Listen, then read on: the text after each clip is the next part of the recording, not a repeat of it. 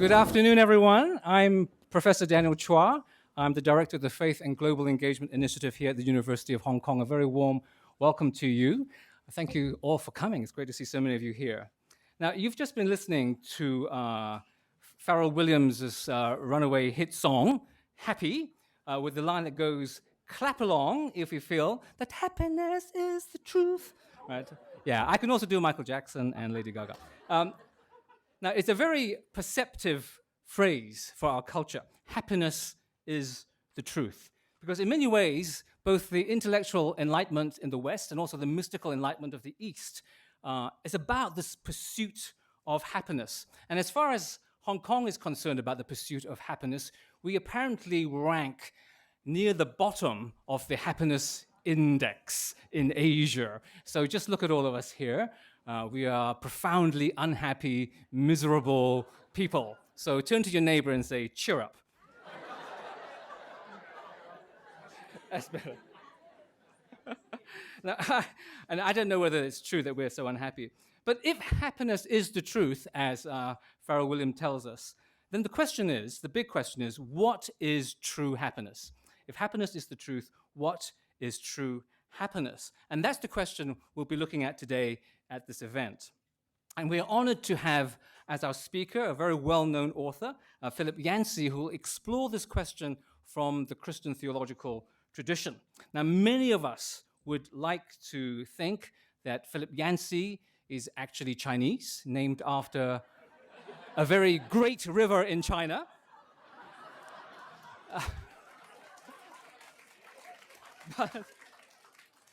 But actually, he was born in Atlanta, and he studied at Wheaton and the University of Chicago, and for much of his early career was a journalist in the States. Now, he really doesn't need much of an introduction, because I'm sure that more than half of you here have probably read a book by Philip Yancey. He currently, I think, has something like 15 million books in print and translated in 35 different languages. So, Philip, it's a great pleasure to have you here at the University of Hong Kong.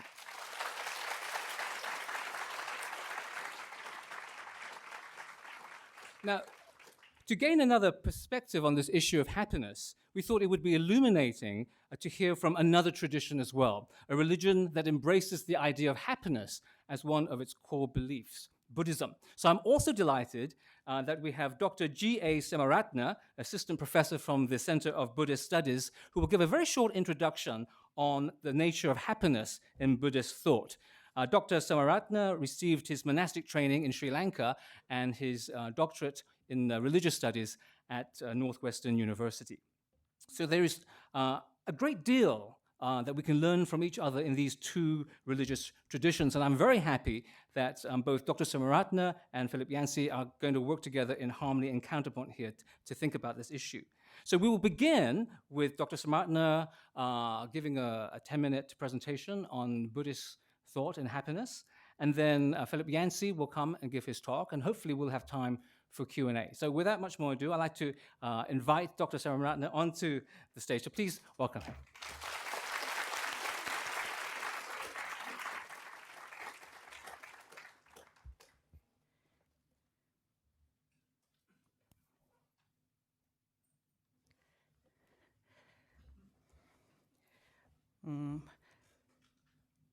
Dear professors and Professor Daniel Chua, and ladies and gentlemen, and our chief guest here today, Mr. Philip Yancey, and Madam also. Yeah. So I am very delighted to have this opportunity to say a few words on happiness in Buddhism. Sort of I put it as a Buddhist perspective because there are various opinions on it.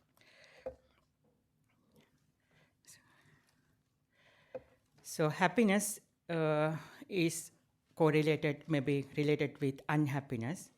Humans experience both happiness and unhappiness. So this human world is, or humans are with the nature of experiencing both happiness and unhappiness.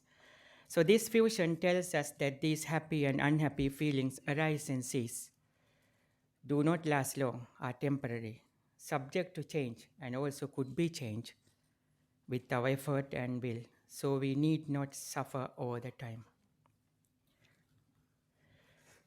There are various types of happiness recognized in Buddhism. Today, I would like to introduce two types here: mundane happiness and supramundane happiness. So, mundane happiness consists of human happiness and also divine happiness. Divine happiness here means the deities or gods, because Buddhism recognizes some heavenly worlds. So, in both places, we experience sensual pleasure, and that is what we call happiness. Uh, and and supramundane happiness is non-sensual, and it is understood as nibbana, and it is not a matter of feeling. According to Buddhism, the supramundane happiness is the highest happiness. There is this problem here. Happiness arises depending on many conditions. When we are happy, that happiness is supported by many other factors, which are themselves being conditioned by some other factors, and is occurring in a net of interconnected things. So, when something goes wrong, somewhere in the net, happiness changes. So, these conditions includes both internal and external.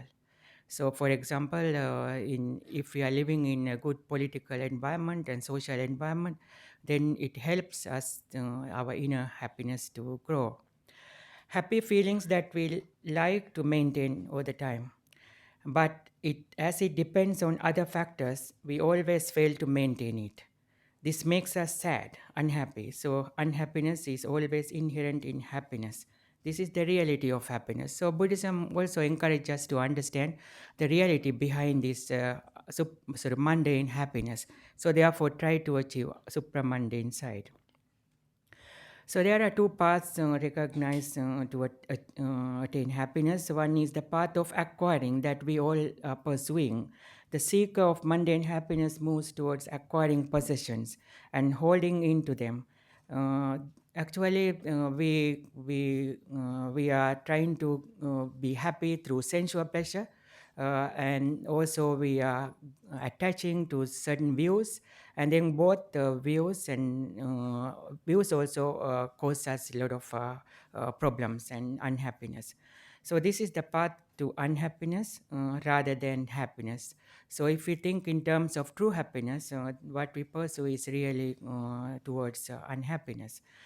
Path of abandoning, the seek of supramundane happiness moves towards from sort of abandonment of possessions and attachment to them. So this path is true happiness according to Buddhism. So that's why the Buddhism teach a sort of moderate life and restrained life, not really attached to our possessions, and also attached to our belief systems. So the morality and happiness are connected with each other. There is a necessary causal relationship between morality and happiness. That which morally good conduces happiness, that which morally bad conduces unhappiness. The mind full of greed, lust, hatred, and delusion suffers. The mind free from them becomes happy. True happiness refers to happy feelings that last, make us constantly happy, that we can return to again and again. Such happiness comes only in morally sound individuals. Happiness cannot be there if we are greedy, angry, and deluded. Greedy persons cannot be happy as she desires more and is always unhappy. Angry person cannot be happy as well because he is angry and living in hell. And deluded persons also, because if we are too much attached to certain views and things, that's what's now the world is experiencing, that in Syria and various other places is actually connected with this, because we are attached to certain views and without understanding our life and situations. Happiness is experienced when we are away from greed and anger. Giving generates lasting happiness. That's why social works and things are important. Stealing not. Saving a life generates lasting happiness. Killing not. Receiving another's genuine love and care makes one happy for long. Forcing another to make love will not. There are certain things that we can achieve. They could be attained by work, doing certain things. For example, there are 5 desirable, pleasant, and agreeable things in the world. They are rare in the world. They are sort of beauty, happiness, fame, and good rebirth. So Buddha says, I do not teach that they are to be obtained by prayer or by wish. If one could obtain them by prayer or wish, who would not pray and wish for them? So this means together with wish is also good, but together with the wish, but we need to have some sort of things that we need to do to conducive towards it. For example, Buddha says, for noble disciple who wishes to have long life, it is not befitting that he should pray for long life or take delight in doing so.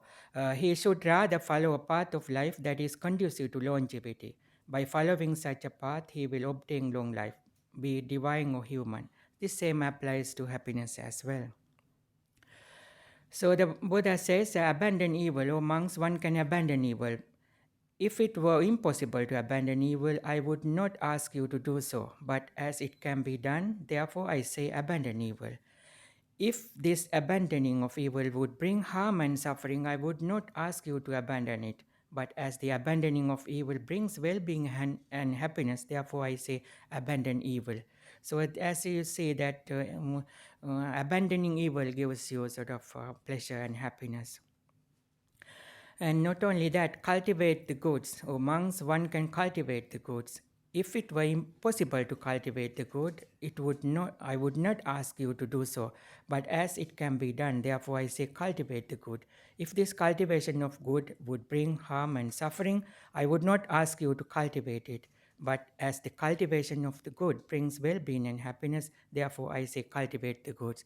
So what is this? What are these good about that Buddha is talking about? I don't have time here to. I think both Christians and you, we all agree what we mean by good, right? So present actions are central to present life more than to a life in distant future. With every moral action performed, the doer grows. So therefore, there is opportunity for us, to whatever we do. If we do with goodwill and good faith, and then that we could be happy, we could get generous because we are growing together with our actions. With every deed done, one has the opportunity to be happy. Whatever one does, by it one arises. The Buddha says. So we can be always fresh and new because we don't need to, even though yesterday we did some evil, it doesn't mean that we have to continue doing evil. Actions is really mental, so does the happiness. A good action performed purifies the state of mind, which means a happy state of mind. A bad action defiles the mind, which means unhappy state of mind. Not by that which is low, may the highest be won. If you want to be happy, you need to do good things and higher things. By doing low things, you cannot achieve it. By which is the highest, may be the highest be won. So happiness is something higher we desire, we always want to have. So therefore, this is the area that we need to have higher activities, supreme activities, super activities. So that is sort of good things and wholesome things. And so what we all agree, I think both Christians and Buddhists and Jews and Muslims and all, I guess. So there are two options left for us. One is to change the world to suit to our desires. So we cannot do it. So, but we can change ourselves, right? So therefore, Buddha and Buddhism, basically, Buddhist perspective is start with yourself and then try to change yourself, and it will help changing others. So how can we truly be happy? Or monks, bring the mind under your control. So the mind is basically where we feel happiness, and my mind is central to Buddhism. So therefore, the Buddha is asking to control the mind. Do not be sort of a victim of the mind. So that is what Buddha is asking, and what I present here as the Buddhist perspective on happiness. So thank you very much, and I think I'm very happy to be in this forum because and if you have questions later, I can even talk to. So thank you very much. Thank you.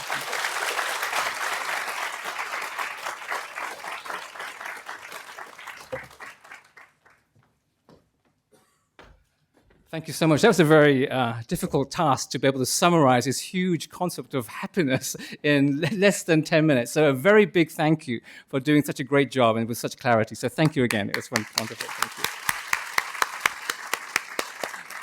I'd now like to invite Philip Yancey to take the podium and to share with us. So thank you again for coming. So please welcome Philip Yancey.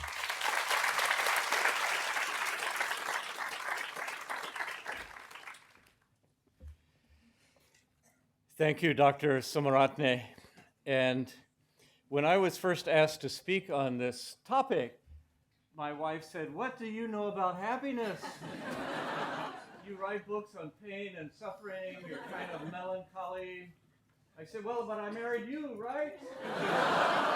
So that's where I have learned about happiness. And I decided to agree to speak on it so that I could figure out what I was going to say. I often write books to figure out what I'm going to say about a topic, and I thought, well, here's a chance to think about happiness. And if I think enough thoughts, maybe I can write a book one day.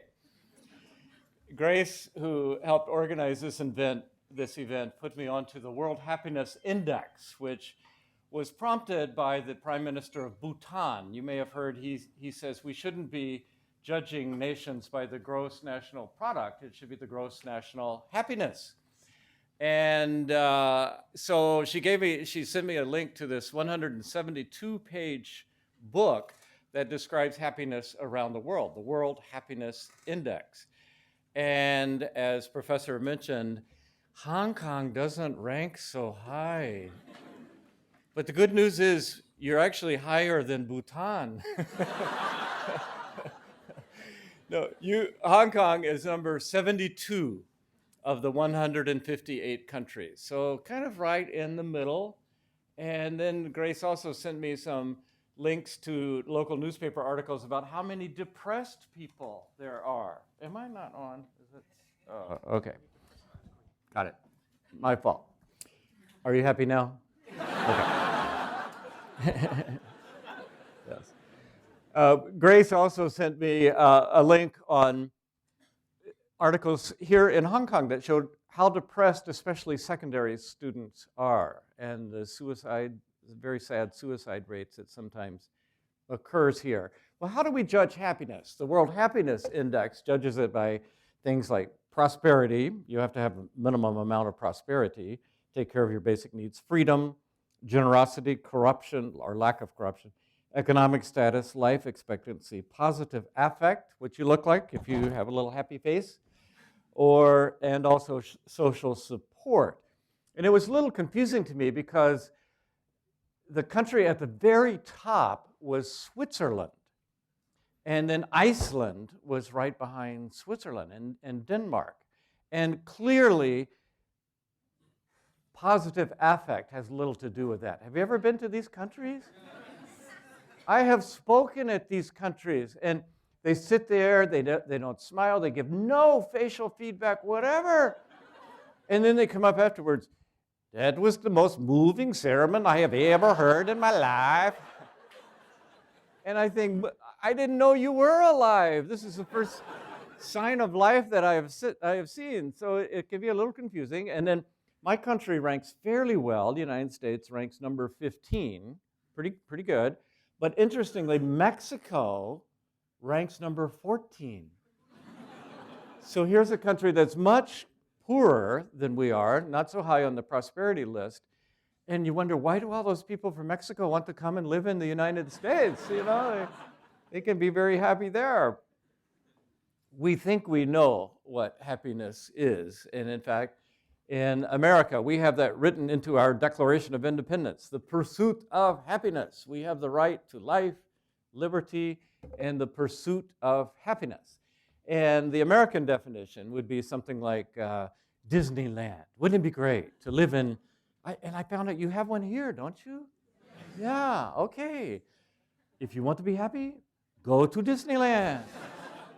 People are always very nice to you. They probably bow to you. There's no graffiti. You do have to wait in long queues, I must say that. But that is our view of happiness, being able to do whatever you want.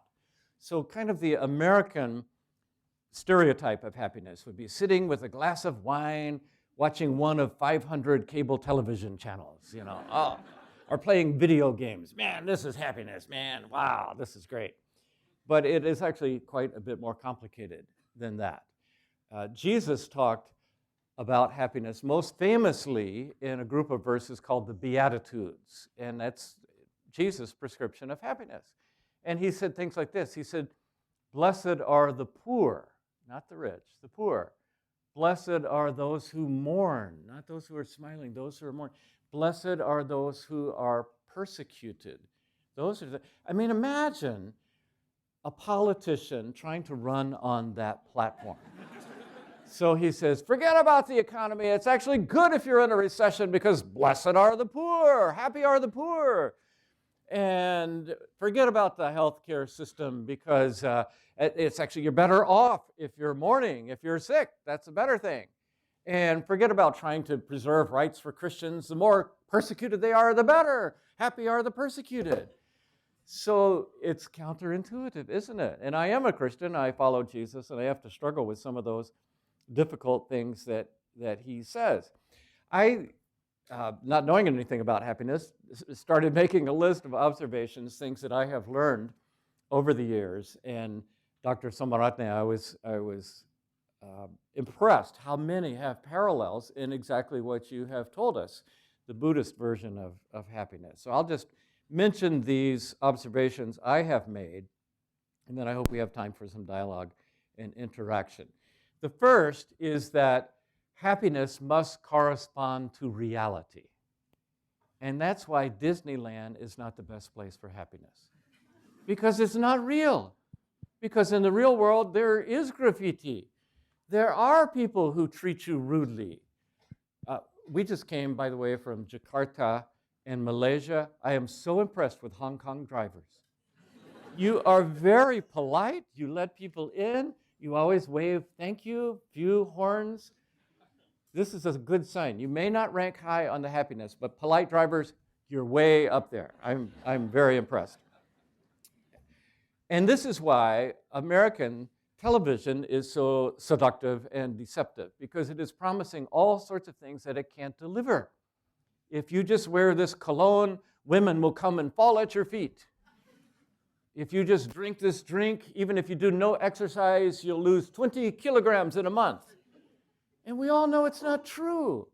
And because we constantly get this message, if you only do this and it doesn't work out, our expectations get dashed. Because marketing is not reality, it's unreality. It's an unrealistic promise. And if you believe it, you will be disappointed. In fact, the more you raise someone's expectations, the more likely they will be disappointed. This is why I hate politics. I don't know if you know this, we're having an election year next year, and all of these, not a single person is talking reality. No one says, you know, it's a tough world, there will be some terrorist attacks, and we're not going to win all of our wars, and there may be a recession. Nobody says that. Elect me, and I'll solve those problems. And what happens? Well, 4 years later, we throw that guy out, and we get a new guy because he didn't meet our expectations, or she, maybe, in this case. And it's a little bit like, do you remember when you first learned there was no Santa Claus? It's kind of a feeling of betrayal. You don't know what to trust. And the more we raise expectations, the less happy you'll be. In fact, you'll be disappointed because it doesn't correspond with reality. That's a huge problem in democratic and especially capitalistic countries. I have spent some time in India, and some of you are maybe from an Indian background, and you know about the caste system. And there are a lot of bad things about the caste system from my perspective. But one good thing is that it doesn't raise your expectations. Your expectations kind of depend on what caste you're born in. In America, we're taught, you too could be the president of the United States. You know, Abraham Lincoln, from the log cabin to the White House. Well, it's not true. There are a lot of people, including some running for Republicans right now, who should not be president of the United States. And we are not all qualified nor able to be president of the United States. And so you've got all these people who are disappointed because I was going to be president. Well, no, only one person can be president, not 300 million people. So capitalistic and very competition-oriented society, and I think probably Hong Kong is part of that. Chinese culture is a very competitive society where we judge our worth by how we rank, by how other people view us, by our tiger moms. That's how we judge our worth. So the first thing is that happiness must correspond to reality. And that, of course, was the story of the Buddha. The story is that he was insulated in a palace as a prince, and then he left the palace one day, and he saw things he had never seen before. He saw an old person. He saw a sick person. He saw a beggar. And he realized that what he had been told in the comfort of this palace did not correspond to reality. And somehow he had to incorporate the real world out there. He had been given a false view of the world. So that's the first observation about happiness that I came up with. The second one, I would say, happiness recedes from those who pursue it. Happiness recedes from those who pursue it. So if I had been asked to edit the Declaration of Independence, I would not have included the right to the pursuit of happiness, because pursuing happiness doesn't always get you happiness. In fact, quite the opposite. Often it gets you the opposite of happiness. I was just with Professor Chua in his office, the only professor's office I've ever been in that has a keyboard in it, and he is a musician.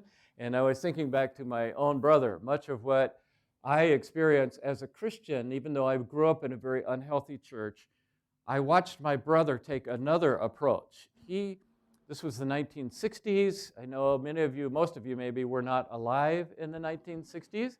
And you may have heard rumors about the 1960s. I assure you, all of those rumors are true. It was a crazy time, and it was a freedom time. Free love, free speech, free everything. And my brother was in university in the 1960s. He was an incredibly talented musician, professor. He could hear a song or even a concerto on the radio while he's eating dinner, and a month later sit down and play it perfectly. Just an amazing memory and ability to do that. So he went to a conservatory of music. He was there until his final semester. But this is the 1960s, and he wanted to be free. So he said, they can't make me graduate. And he dropped out the final semester. And then he wanted to free his mind. So he started taking a little drug called LSD. And he did free his mind, and he didn't have a career on the concert stage so that you would go see him play the piano. Actually, he became a piano tuner. He played the same note over and over.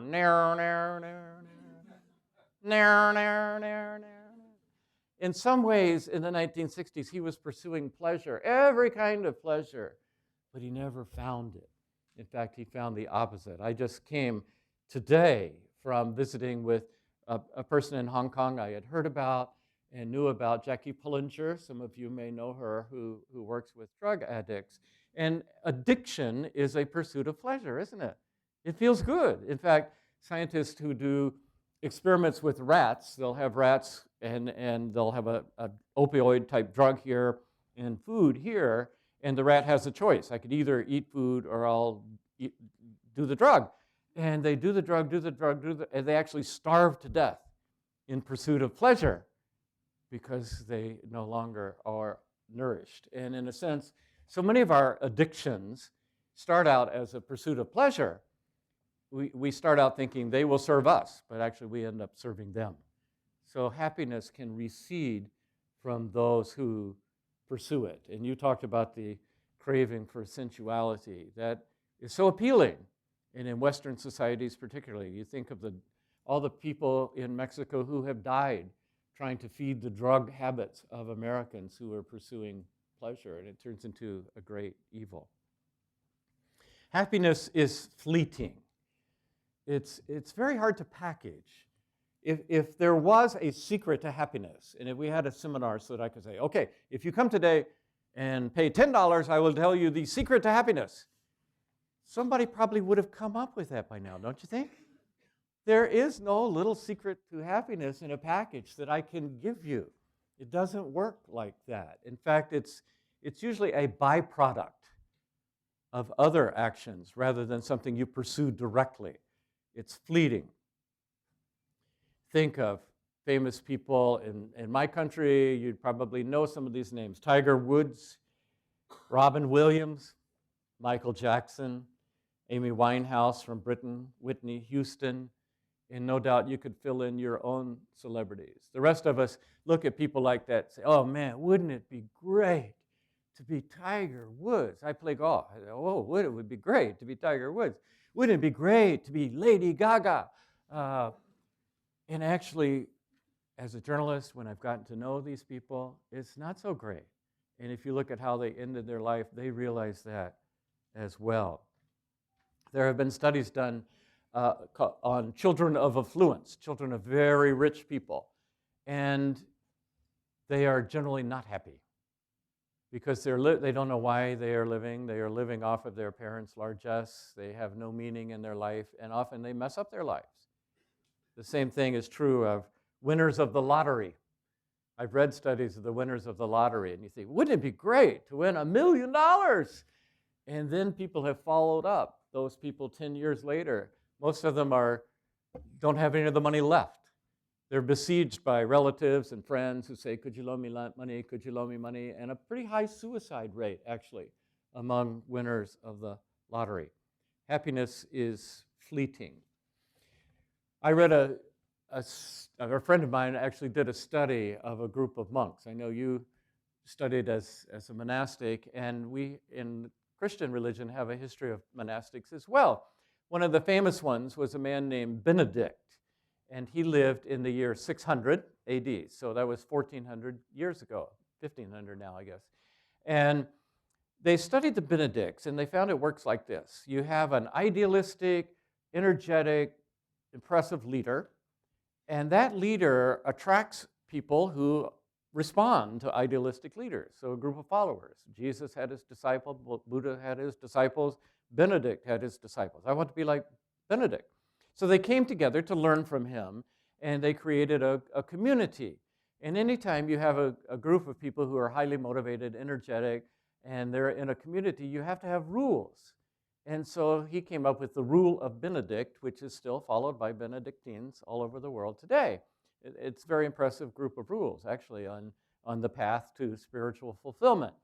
And as the person did this study, he said, okay, you've got a leader, you've got dedicated people around him, they form a community, they're disciplined. Whenever you have all of that together, you will inevitably produce prosperity, which ultimately destroys all that went before. And he did this study over the 1,500 years that Benedictines have existed. He said there's about a 200-year cycle where at first things go well, and if you study the original, the Benedictines were the ones who cultivated Europe, and they're the ones who did the illuminated manuscripts and kept scholarship alive during the Dark Ages. Very impressive people. Built cathedrals, monasteries. They did amazing things. But then after a while, they started thinking, why should we work so hard? We could pay some slaves to do this kind of stuff. And so they would sit in their nice monastery and drink Benedictine brandy, which they invented, right? And other people would be out there tending the grapes, and they would just sit there and get fat and, live the good life. And then about every 200 years, somebody would come along and say, wait a minute, guys, this isn't what Benedict had in mind. This isn't what Jesus had in mind. Somebody like a St. Francis of Assisi, a reformer, and call again what they were originally called to do. And he traces about every 200 years.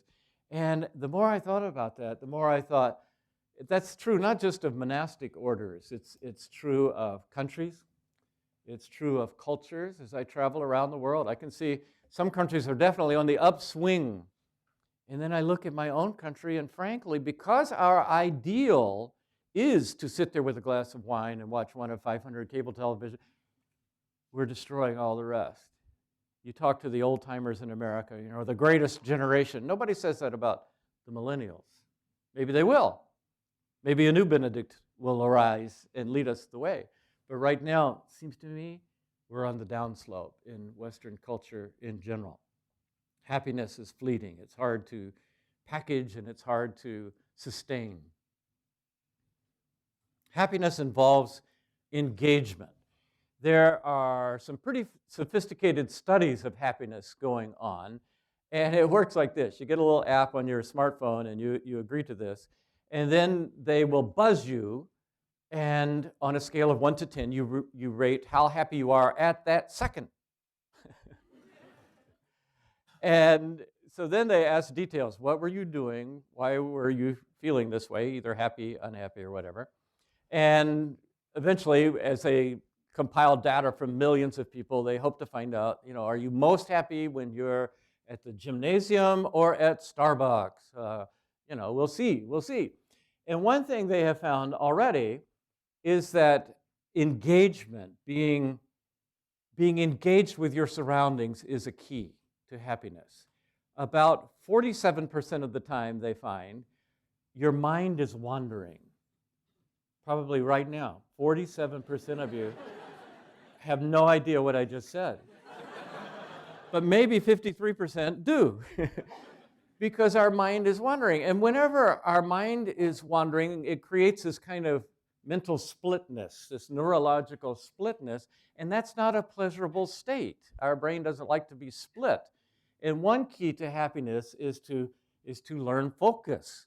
And in fact, a lot of corporate consultants in America are paid a lot of money to come and teach Buddhist mindfulness, because it's a way of bringing the mind together, so that when you eat a peach, you don't just go, blah, blah, blah, blah. You think, oh, look at this peach. This peach is so beautiful. Look at the colors in this peach. And then you take that first bite and you feel it, drop by drop. That's happiness, right? And actually, it is. If you're just eating a peach in absence of mind, it doesn't even register. There's no pleasurable sensation. But if you pay attention to it, if your mind isn't wandering, it can be something like happiness. And that, I made a note, Doctor, when you were talking, you talked about the path of abandoning as opposed to the path of acquiring. And that that came from Buddha, and it also came from Jesus 500 years later, because Jesus made one statement more frequently than any others. You may know there are 4 accounts of Jesus' life, the 4 Gospels, Matthew, Mark, Luke, and John. And there's only one statement where he said the same thing in different words 6 different times. So this obviously is important to Jesus. And what he said, and I'm paraphrasing a bit because there are different versions, but what he said goes like this: you don't find your life, or we could say find happiness, you don't find meaning, you don't find your life by acquiring more and more. That's the American way. It's not Jesus' way. You acquire your life, Jesus said, you find your life by giving it away in service to others. And then he showed us how. And that is so parallel to what you said about Buddhist understanding of happiness. And in these happiness studies, they have found out that volunteers who go and help serve in a soup kitchen, or all sorts of ways in which you can help people with need, volunteers have an improved sense of well-being. There's a Chinese proverb that goes like this: if you want happiness for an hour, take a nap. If you want happiness for a year, inherit a fortune. If you want happiness for a lifetime, help someone else. Yeah, very good proverb. That principle impressed me most as a journalist. I have interviewed many people over the years, and some of the people I call in the category of stars. These are famous people. They're the people we put on the covers of our magazines. So I've been able to interview 2 sitting presidents of the United States, Bill Clinton and Jimmy Carter, some actors and actresses that you would know, some professional athletes that you would know, some great writers, John Updike, people like that. And forget I mentioned those names, but if I lump together all of those famous people, the ones that we fawn over, when I started, I really did think, wouldn't it be great to be one of those? Tiger Woods, Billy Graham, Lady Gaga. And as I have gotten to know them, actually, no, I don't, especially the celebrities, the Hollywood celebrities. One reason many of them become famous is because there's a little voice inside them that says, you're not good enough. Nobody likes you. So they spend the rest of their life trying to overcome that voice. And especially the comedians will tell you that. And I'm a nosy journalist, and sometimes I'll say, could I use your bathroom? And I'll go in there and look in the medicine cabinet. And I see how many pills it takes them to get through a day. And you know the marriage, divorce statistics in Hollywood, how some of them have 5, 6, pursuing happiness in a person and going out and acquiring more and more. And I read you just a short list of some people who actually ended their lives or ended their careers when everybody else thought, wouldn't it be great to be that person, except that person himself, herself. There's another group of people that I call servants, and increasingly as a journalist, I came to love finding those people. They didn't have the spotlight on them. They didn't generally make a lot of money.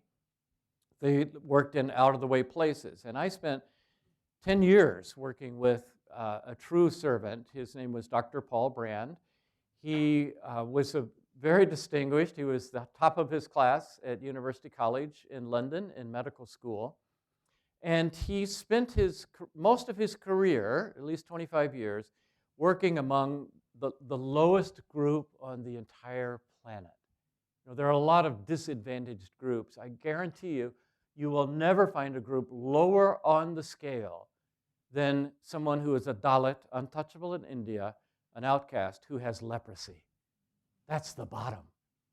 They are not only rejected by society, they're kicked out of often physically kicked out of their homes, kicked out of their villages. And here was this brilliant surgeon. He had been offered to be head of orthopedics at Harvard and at Stanford University, and instead he turned it down to work among the lowest people on the planet. And you think it's hot here? Leprosariums, no one wants to live next to one. The only place that they could find for a leprosy hospital was this broiling gravel pit, this awful place. Nobody wanted to live there. And yet, I spent 10 years working with this man. I've never met anyone more full of gratitude for life, meaning, and fulfillment. And I look back on others that I have written about, and the ones that I want to be like, it's not the Lady Gagas or Tiger Woods. It's those who, exactly as Jesus said, you find your life by giving it away in service to others. A profound truth, a counterintuitive truth. We don't automatically think, I think I'll climb my way down. But actually, those who have done that, following Jesus, I have found Jesus was right. They not only gave themselves in service to others, in the process, they acquired their own life. They found their own life in a way that was totally attractive to me. Happiness often involves struggle, even suffering. And I learned that particularly from Dr. Paul Brand, because he was the one who made the discovery that leprosy, which is an old disease and a very feared disease, the only thing leprosy consists of is the death of nerve cells. The leprosy bacillus attacks nerve cells, particularly pain cells. And all of the abuse that you've seen, missing fingers, missing toes, they come because people do it to themselves because they no longer feel pain. I have met leprosy patients who lost all of their toes because they wore shoes that were too tight. And you know what it's like. You get a new pair of shoes and it's not comfortable, and so you put it aside and wait a couple days and you try to you break it in, we say.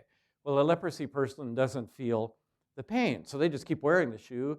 They develop an ulcer, and eventually the toe just disappears. About a third of leprosy patients go blind because we've got a little tiny pain cell in our eyes, and the whole time I've been talking about, every 10 seconds you've been blinking. Some of you forget to open them after, but that's a very good thing because a leprosy person doesn't feel that pain cell, so they leave their eyes open all day. They may reach up and scratch them like this, and they go blind. Their eyes dry out. And it was Dr. Brand who told me, we tend to think, he said, originally I used to think life is like two peaks of a mountain. One peak is happiness, and one peak is pain. Pleasure, pain. And he said, actually, it's not true, because My leprosy patients feel no pain, but oh, what miserable lives they lead. And I have known many of those patients. He said, actually, it's like one peak. And very often, it's when you're climbing up the peak, the difficult things that are most meaningful. Somebody came up to me this morning, just before I got up to speak, and said, could you write a message to my husband? My husband is running a marathon this week on the South Pole. Is that happiness? I have run one marathon. But unless you run a marathon, you don't know that feeling that you can only get from running a marathon. Janet and I have climbed, there are 54 mountains in Colorado over 4,300 meters, 14,000 feet. And it took us 15 years, but we climbed every one of those. Was it happiness? Well, getting up is not. But when you're at the top, you get a view you can only get by climbing the mountain. Dr. Brand was right. There's a single peak. And when you talk to Olympic athletes, as I've done, often what they do to achieve the top of that mountain is more like pain than pleasure. The training regimen they go through, ballerina, a gymnast, a weightlifter. I mean, look at them. Their faces are contorted. It's agony. But look at them when they win the gold medal. They're jumping up in the air. They've got a smile that would almost crack their face. It's a feeling you only get when pain and pleasure go together. I'll read you a quote by a Chinese philosopher, Lin Yutang. He talked about an ancient Chinese formula of 30 supreme pleasures. And this is what he said. He said, in every one of them, pain and ecstasy were mixed together. He said, to be dry and thirsty in a hot and dusty land, and to feel great drops of rain on my bare skin. Ah, is this not happiness? To have an itch in a private part of my body, and finally to escape from my friends and go to a hiding place where I can scratch. Ah, is this not happiness? Each of the supreme pleasures in life, the 30 supreme pleasures that he mentioned, involved that mixture, that strange mixture of pain and ecstasy, which, as I go back on the Beatitudes, when you first read, happy are the poor, happy are those who are persecuted. What is Jesus talking about? What was he thinking? But actually, think of the other things I've said. Happiness involves engagement. It involves reality. It involves struggle. And Jesus is actually describing a pretty sophisticated view of happiness that incorporates so many of the things that I have been talking about. Studies of older senior citizen British people in London especially, they've done studies on what was the happiest time in your life. And over 60% of them say it was during the Blitz, the bombing of London in World War II. Now, during the Blitz, I think of my own country, we lost 3,000 people in the World Trade Center bombing. And I mean, that changed the world. Now, it's crazy to have to fly on an airplane. We went into mourning, grief. We started a war. This had major ramifications. Some nights during the Blitz, 3,000 Londoners every night would die. And now they're looking back on that and say, this is the happiest time. What do you mean? What do you mean? Oh, well, it was hard, but we pulled together. The air raid siren would sound.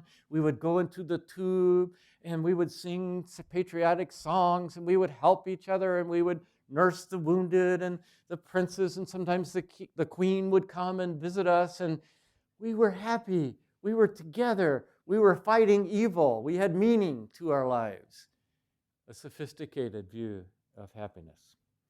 Happiness involves right living, and Professor Samratne said that very clearly. Indulgence doesn't produce pleasure, and neither does denying all pleasure. There have been Christian ascetics, we call them, who do that. One guy lived on top of a pole for 18 years. People would hand him, bread with a little rope. He'd get bread and water. People live in caves. Sometimes they'll seal up a cave and just have a little window like that. And the Buddha himself attempted that for a while. He tried a very ascetic existence, and he actually almost died. Some people had to talk him out of it.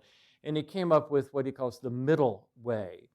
We have our own middle way as Christians, and each of us has to find that for himself or herself.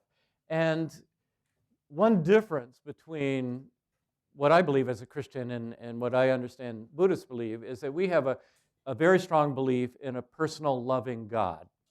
And Buddhists see things a little bit differently. And we have certain problems as Christians that are very difficult. One of the problems is, okay, if you believe in a powerful, personal, loving God, why do bad things happen? Why are there tsunamis and disasters? And why are there children with leukemia? You know, why do these terrible things happen? That is a real problem. The very first book I wrote is a book called Where is God When It Hurts? And the second book I wrote was a book called Disappointment with God. And one of the most recent books I wrote was a book called The Question That Never Goes Away, because it never goes away. And I spent 4.5 hours a few days ago in Malaysia talking about the problem of pain and suffering. I'd be happy to do that, but they asked me to talk about happiness here. So,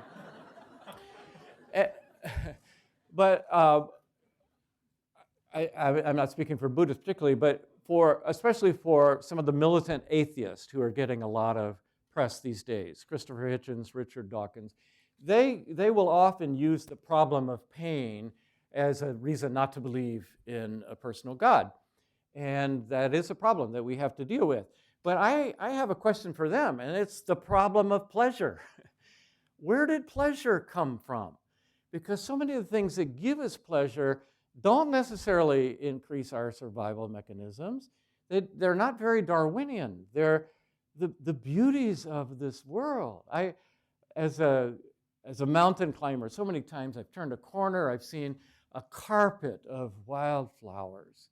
And I think these were here whether anybody noticed them or not.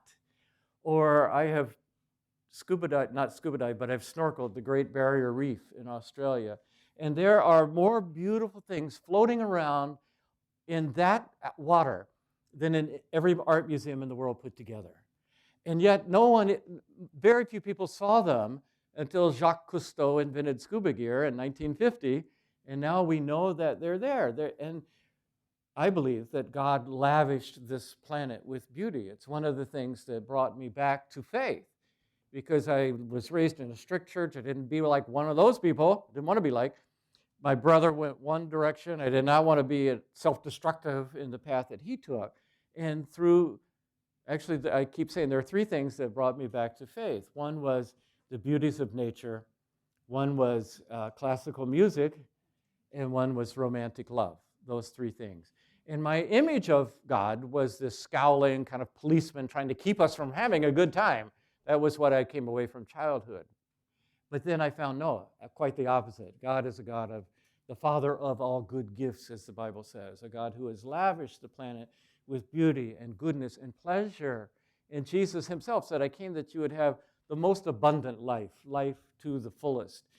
And it was in those days when I really didn't know what to believe that I came across a quote from G.K. Chesterton, who said, the worst moment for an atheist is when he feels a profound sense of gratitude and has no one to thank. And that's how I felt. I wanted to know who to thank. I wanted to know the artist behind the wildflowers, behind the tropical fish, behind love, just a taste of which I had. One other difference and I'll make this my last point, one other difference between the Christian, distinctive about the Christian view of happiness is that we do believe that that we will never attain final and eternal happiness without help.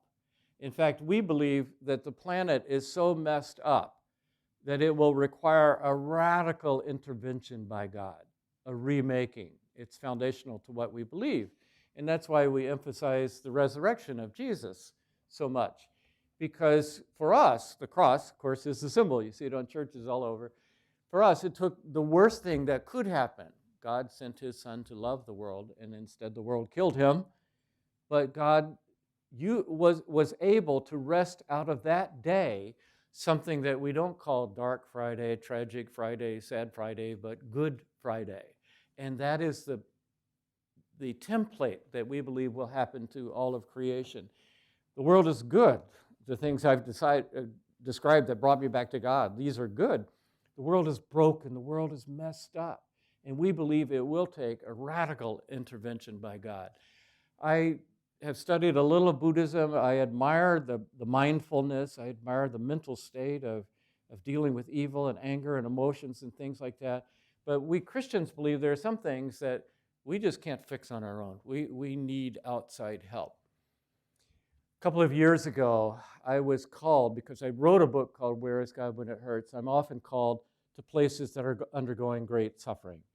The tsunami in Japan, school shootings, Virginia Tech. And I was called in December, right before Christmas, a couple of years ago. You may have heard of a school shooting in the United States where a crazed gunman in Connecticut, Sandy Hook, went into an elementary school and killed 26 and 7-year-old children.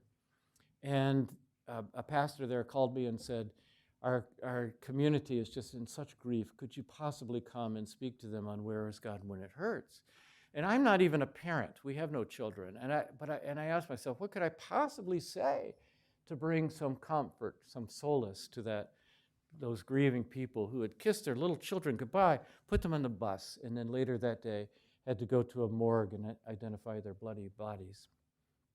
I happened to be writing an article at the time about the New Atheist, and I had read books by Christopher Hitchens and Sam Harris and Richard Dawkins, and they said things like this. They said that the universe has precisely the properties we should expect if there is at bottom no design, no purpose, no evil, and no good, nothing but blind, pitiless indifference.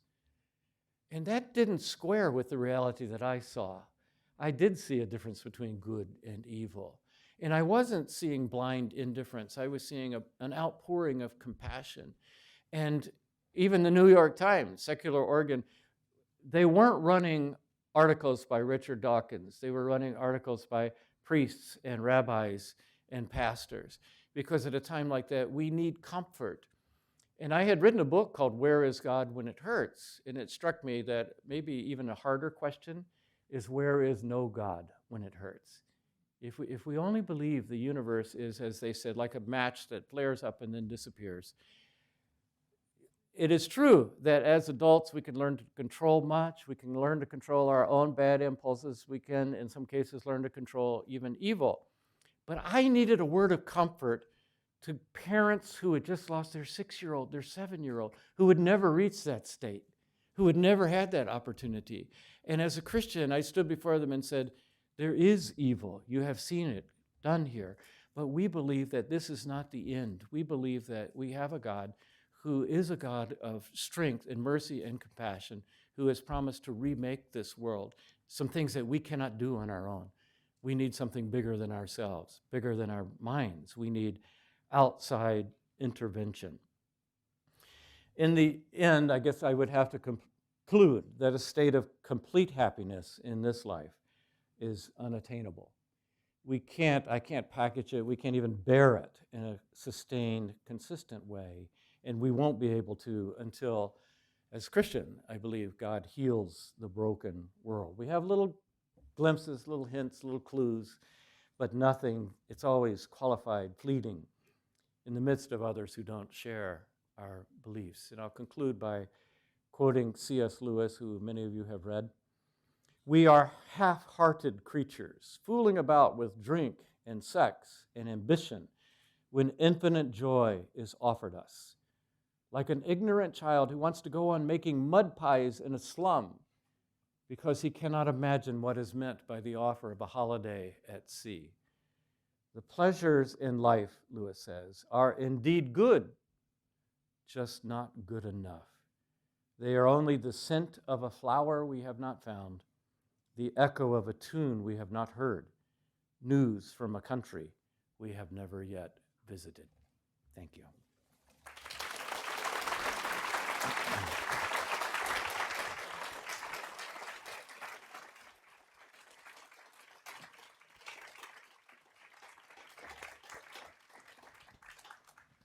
Philip, thank you so much for that wonderful talk. I think we have some time for questions. I should just mention that Dr. Samaratna has to leave early for a meeting, so he won't be on stage with us, but he might ask some questions if you have some here. So we have about maybe 15 minutes or so for questions. Just 3 rules, A, B, and C. A is please be articulate. We have 2 people with mics, so make sure you have a mic before you ask your question. And when you ask your question, please be really clear, have a real question. Secondly, please be brief. That's B, be brief. And this is really to the pastors among you. This is not really a time for you to give a sermon. You ask your question. So please give a very short, sweet, sharp question. And finally, C, be centered. That means please focus on the issues that you heard about today in this talk. I know there are many other questions you might want to ask the speaker today, but this is not the time for it. Please focus on the issues about happiness today. So maybe you'd like to... Yes, Daniel, I wonder if it would be appropriate to allow Dr. Samaratne to respond and see, yes, especially if I have misrepresented Buddhism in some way, I would love to have him willing to do that? to correct Would you like to do that? Yeah, please. Yeah, I think I agree most of the talk at the beginning part. Last part I don't agree because it's about the God and then the involvement of, and so that unless that the rest of the things I think both Christians and Buddhists can agree, because all these things what he mentioned about engagement, struggle, reality, so all we can agree. So but last part there are some problems. I need 1 hour to talk about it. Well, you live here. They may be able to arrange that. Thank you, sir. We'll continue the dialogue. But if you have some questions too, please ask as well. So we have some time for questions. So put your hands and I'll try to sort of range around the room a little bit. So yes, there's a question here. Why don't you have my mic first? Yeah. So can I? Mr. Phil and Yancey, thank you very much for delivering your talk. It was very, very. I enjoyed your talk very much. I have a question for relationship between freedom and the true happiness, because hearing your example about your brother, he seems to lost happiness because he pursued his maximum freedom by dropping out of college, and those people who won their medal, they enjoyed maximum happiness because they voluntarily restrict themselves while they undergo discipline for becoming an Olympic gold medalist. So do you think that by voluntarily restricting our freedom, can we attain true happiness? Yes, that's a wonderful question. One of the things I remember from Dr. Paul Brand, he met with the top health people in the United States for a weekend. I think it was actually in Las Vegas, Nevada, where people go to find happiness and usually come away disappointed. But they had the Surgeon General of the United States and the head of the National Institutes of Health and all these people. And the goal of the weekend was to agree on the top 10 health problems facing our country so that they could devise a health policy based on the actual needs. And they debated, they had a whiteboard and they debated back and forth, jockeying for position. And Dr. Brand, who had lived most of his life in India, now lived in the United States, when they finally agreed on the top 10, he noticed something. Number 1 was smoking and tobacco-related illnesses. About 1,000 people a day die in the United States because of things that come from smoking. Number 2 was alcoholism. That included fetal alcohol syndrome and drunk driving. Number 3 was violence, especially gun violence. drug addiction, sexually transmitted diseases. He went down the list. And he noticed all of these were things that we do to ourselves. We do too much. We smoke too much, we drink too much, we have sex with too many wrong people, all of these things. And he said, in India, I have been in similar situations like this, and these things wouldn't even exist on the list. It would be at various times, yellow fever and polio and smallpox, and gradually they attack them. But none of these kind of things that we do to ourselves. And he said, in India, if I could say, I can come in and wave with a magic wand and eliminate all of these top 10 diseases, they would say, oh, what a perfect society you live in. Okay, now in the United States, we have eliminated those things, but are we happy? Instead, we're doing exactly what you say. We're abusing our freedom. The phrase I like to use is ordered desires, ordered desires. And you talked about the right living, Doctor, where sex is a good thing, and I don't know if smoking is a good thing, but most of those things, they have eating is a good thing. Eating way too much is a bad thing, And the key is finding that balance between freedom and, what was the other word you used? Freedom. Freedom and happiness. And it's hard to be human. It's hard to be free. It's actually easier if somebody controls all of those things. But we call that childhood. We don't ever grow up. And when we grow up, then we have to come up with those things for ourselves. And the more free you are, the more risky it is, and the more people tend to abuse it. And I guess what strikes me as a Christian is that God tends to tilt toward human freedom, because he certainly lets us do all sorts of things that damage ourselves. Doesn't want it, doesn't please him. He says this is the way to live, but he allows us the freedom to disobey. When we disobey, we're the ones who suffer. Good insight. Other questions? There's a question over there from that gentleman.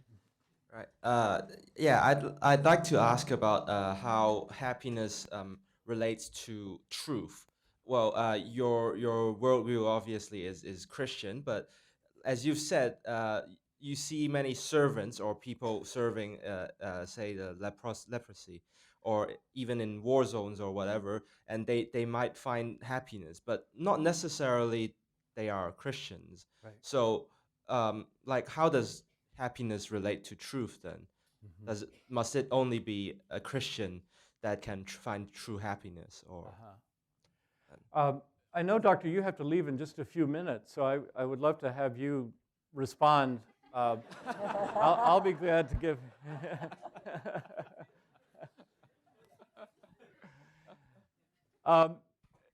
We Christians have a phrase called common grace.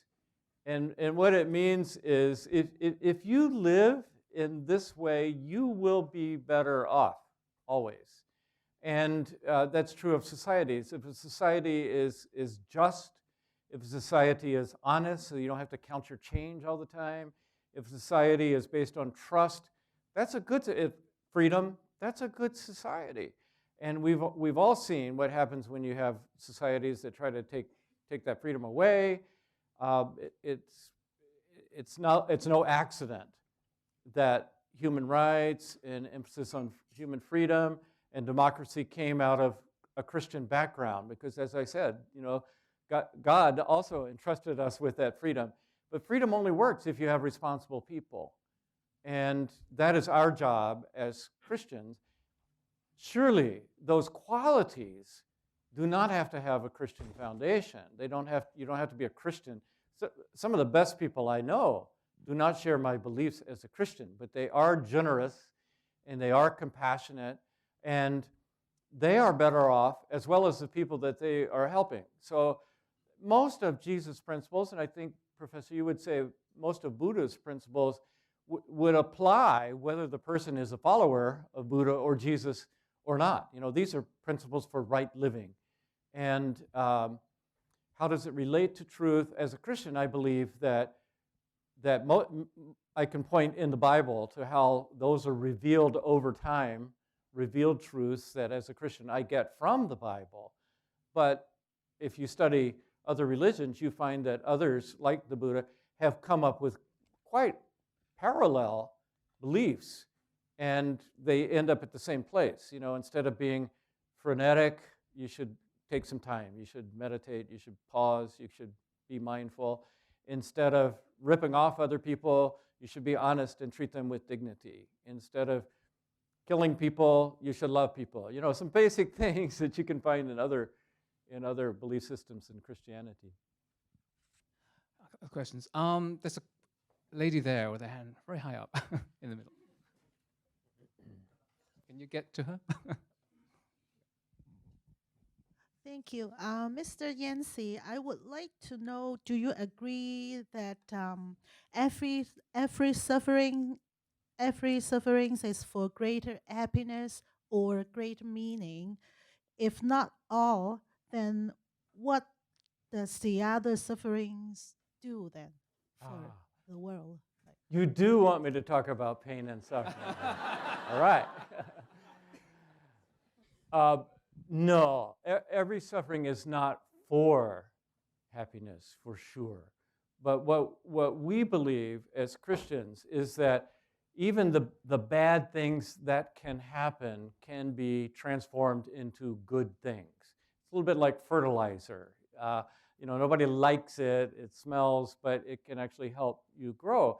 And surveys among Christians and surveys among other people as well, show that if you ask people, what was the most spiritually meaningful time of your life? What was your time of greatest growth?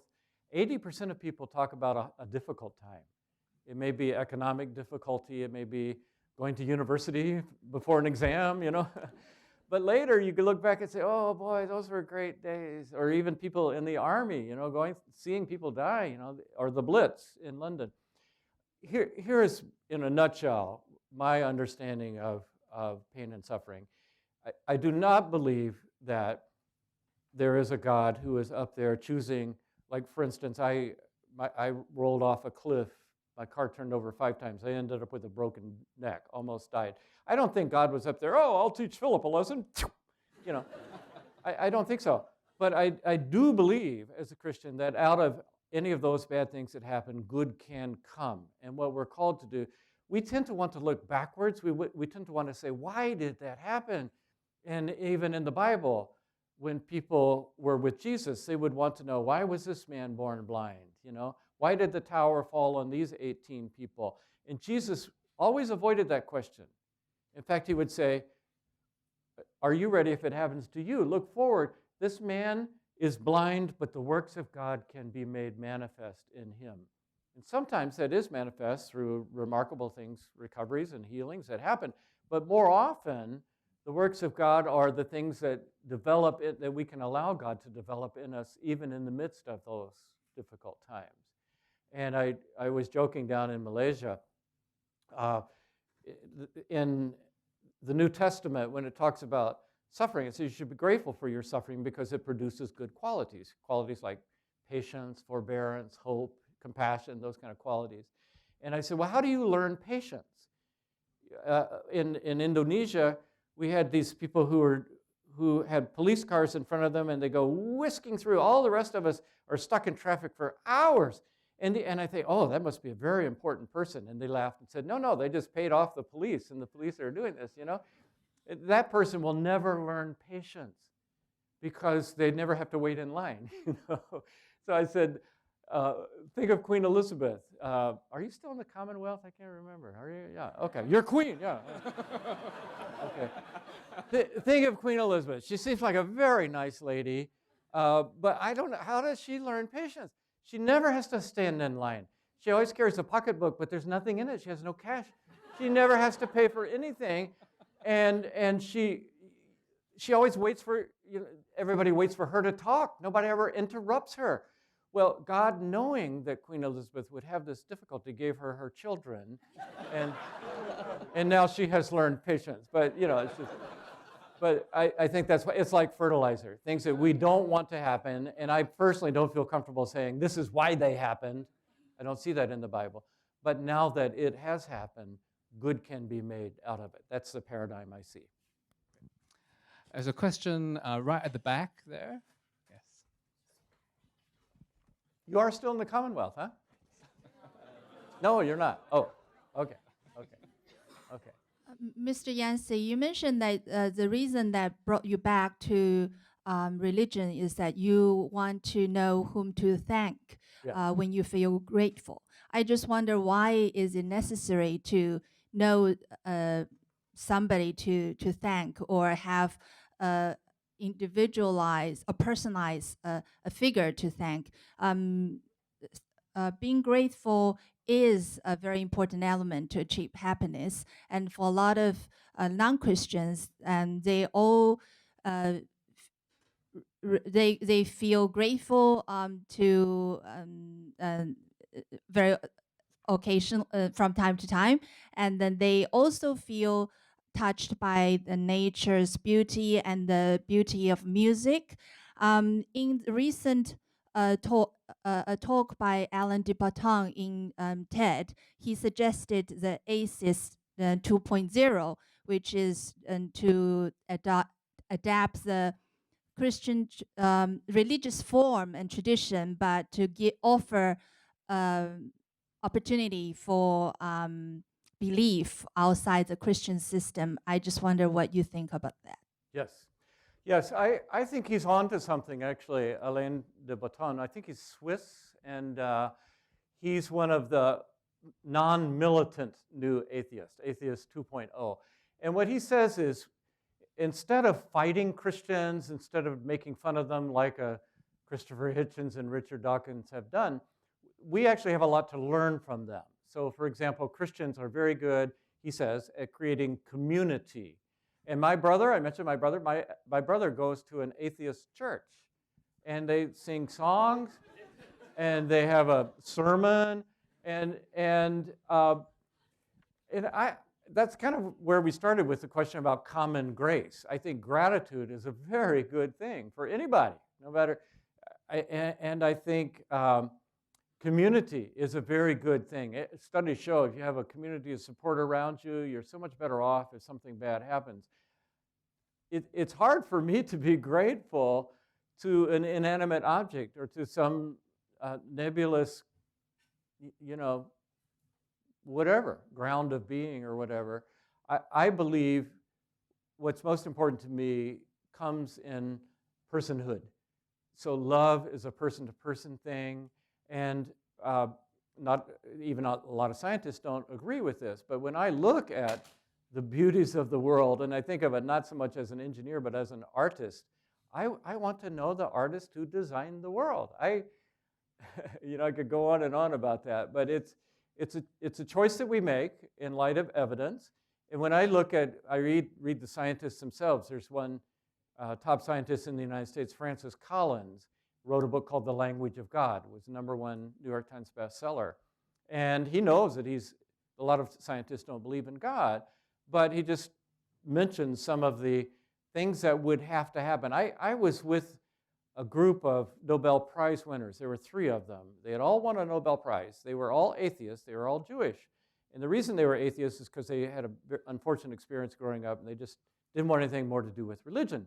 And I had just read from an atheist that he had calculated the odds of this Earth with exactly the proportion of oxygen and nitrogen and carbon and all of that, this Earth coming completely random with no outside force at 1 in 10 to the 60th power, which is more than all the stars in the universe. And he believes that happened. It was just a random accident. And so I went to these scientists and I said, those are pretty strong odds. 1 in 10 to the 60th, do you really believe that? And they said, yes, we do. I said, well, boy, that sounds like faith to me.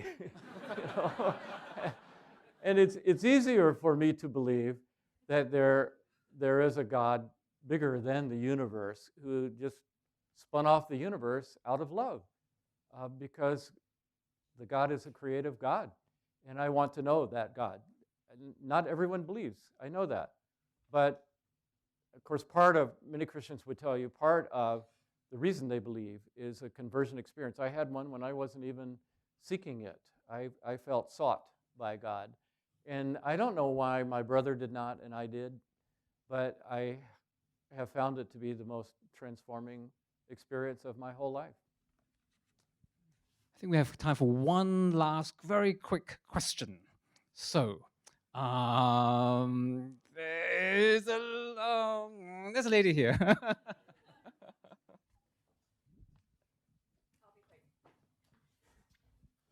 Your very first point is that happiness should be grounded in reality. And you use examples like, boxer shorts makes you look very macho. But what about, so how do you deal with things that you want to see happen but is not yet reality? How do you deal with those? For example, For example, my husband is not behaving the way I want him to.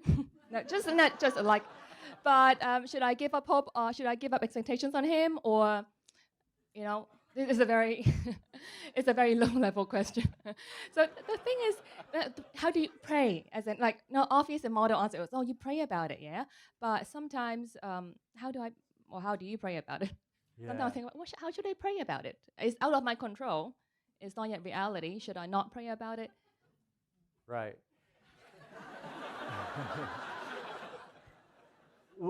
Well, Jenna and I have been married for 45 years. Okay. And I'm sure there have definitely been times when both of us kind of wished we were not married.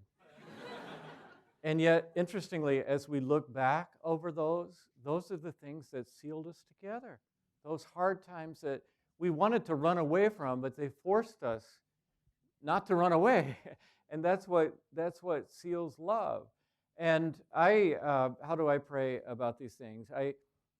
I'll give you a phrase from a British detective writer. You may know her, Dorothy Sayers, who wrote the Lord Peter Wimsey series. She also wrote books of theology.